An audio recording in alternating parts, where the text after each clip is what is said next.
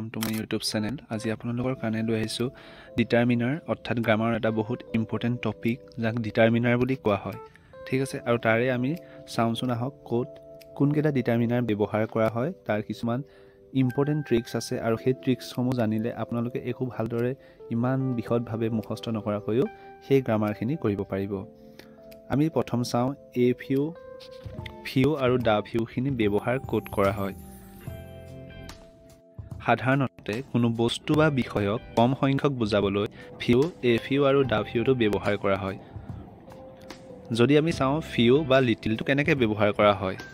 Few আৰু লিটিলে একেবাৰে নথকা বা প্ৰায় নোহোৱা সংখ্যকে বুজায় ঠিক আছে ফিউ আৰু লিটিলে একেবাৰে নথকা বা প্ৰায় নোহোৱাকে বুজায় ফিউ মানে কি সংখ্যাৰ ক্ষেত্ৰত ফিউটো ব্যৱহাৰ কৰা হয় আৰু লিটিলটো ক'ত ব্যৱহাৰ কৰা হয় পৰিমাণৰ ক্ষেত্ৰত লিটিল ব্যৱহাৰ কৰা হয় আৰু তাৰ ইম্পৰ্টেন্ট দুটা কোড আমি মনত ৰাখিব লাগিব এ মেন অফ এ মেন অফটো যেতিয়া দেখা পাব তেতিয়া ফিউ নহলে লিটিলটো ব্যৱহাৰ কৰা হয় কিন্তু কোড ব্যৱহাৰ কৰা হয় তাৰ বিষয়ে আমি যদি ভালদৰে চাওঁ দেখা পাম he is a man of a little word হয়নে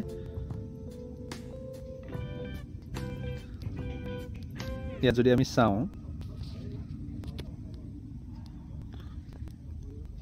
হি is a man of few word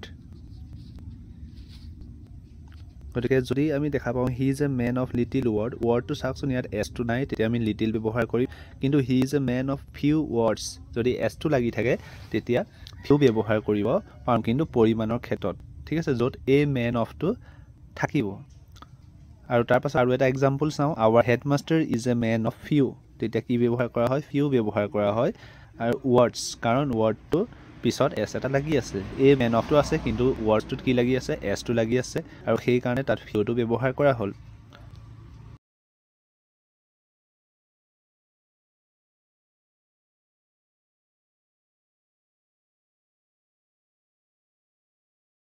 a few আৰু এ লিটিলটো ক'ত ব্যৱহাৰ কৰা হয় আমি তাৰ বিষয়ে চাওঁ এ ফিউটো ক'ত ব্যৱহাৰ কৰা হয়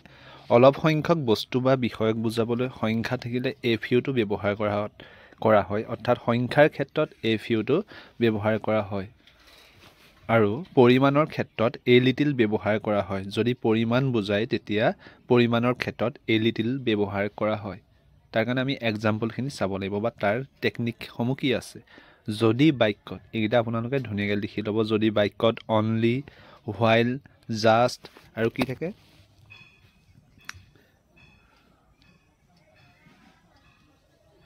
আৰু যদি বিট অফ থাকে অনলি হোৱাইল জাষ্ট আদি অলপ সংখ্যক বুজোৱা শব্দবোৰ পাবা তেতিয়া সংখ্যাৰ বাবে এ ফিউটো ব্যৱহাৰ কৰিব লাগিব আৰু পৰিমাণ থাকিলে অৰ্থাৎ পৰিমাণ বুজালে কি ব্যৱহাৰ কৰিম এ লিটিল ব্যৱহাৰ কৰা হয় যদি পৰিমাণ বুজায় বাক্যটোৱে তেতিয়া এ লিটিলটো বহাই দিব লাগিব অলপ সংখ্যকৰ ক্ষেত্ৰত আৰু এক্সাম্পলখিনি যদি আমি চাওঁ দেখা পাম ফাৰ্ষ্ট এক্সাম্পলটো কি দিয়া আছে চোৱা We have only minutes left to finish this paper. The only minute কি হ'ব বাৰু এইটো আপোনালোকে উত্তৰটো কৰিবচোন যে only আছে we have only minute left to finish this paper ইয়াত কি হ'ব a little হ'ব নে a few হ'ব তেনেকৈ বি যিটো এক্সাম্পল আছে সেইটো আপোনালোকক কৰিবৰ কাৰণে দিয়া হৈছে প্লিজ ৱেইট খালি ঠাই well here I shall come back shortly কি হ'ব ইয়াত এইটো আপোনালোকে কমেন্ট বক্সত উত্তৰ দিব তাৰ পিছৰ আমি চাওঁ যদি খালি ঠাইৰ পিছৰ শব্দটো চাব লাগিব কি খালি ঠাইৰ পিছৰ শব্দটো চাব লাগিব যদি খালি ঠাইৰ পিছৰ শব্দটো এছ থাকে বা প্লুৰেল বুজায় নতুবা সংখ্যা হয় তেনেহলে এ ফিউ বহাবা আৰু এছ নাথাকিলে নতুন পৰিমাণ বুজালে এ লিটিল ব্যৱহাৰ কৰিবা এক্সাম্পলখিনি আমি চাওঁ will stay here for a little while ইয়াত কি হ'ব a little হৈছে কি হৈছে ইয়াত a little হোৱা দেখা পোৱা গৈছে ঠিক আছে নেক্সট যদি চাওঁ we have only a few ইয়াত কি হ'ব a few হ'ব minute to spare ইয়াত কিয় a few হৈছে ইয়াত a little কিয় হৈছে আপোনালোকে চাগে বুজি পাইছে নেক্সট চাওঁ আমি only a few of the applicants were suitable ইয়াতো a few হৈছে a few কিয় হৈছে বাৰু সেইটো আপোনালোকে জানে কাৰণ তাৰ কাৰণে আপোনালোকক লিখাই থোৱা হৈছে গোটেইখিনি